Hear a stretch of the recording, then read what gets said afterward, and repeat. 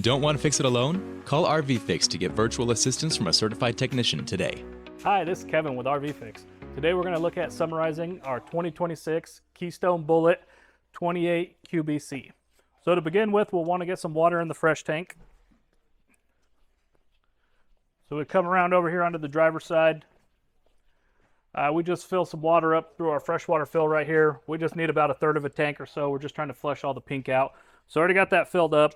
Another thing, you'll want to make sure that your tankless water heater is turned off out here as well, just on that master switch to the O position, so that doesn't try kicking on while we're flushing that antifreeze out. All right, so since we already got water in there, we'll head inside.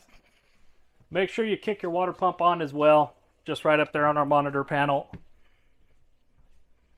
Then we go ahead and start flushing the antifreeze out. Just go ahead and switch it over to cold now.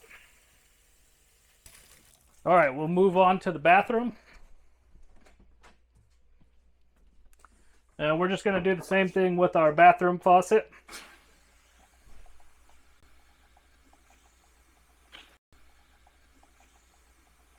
All right, then we'll go ahead and do the shower.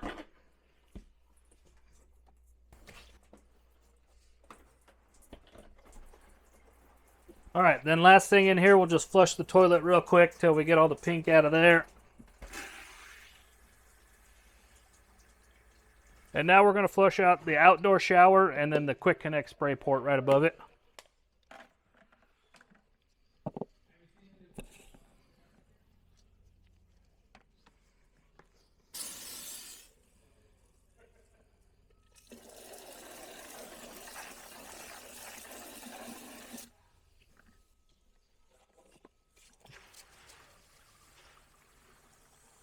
So once you have all the antifreeze flushed out of all the water lines, just make sure you get that water heater kicked on before you go camping so it's ready to use.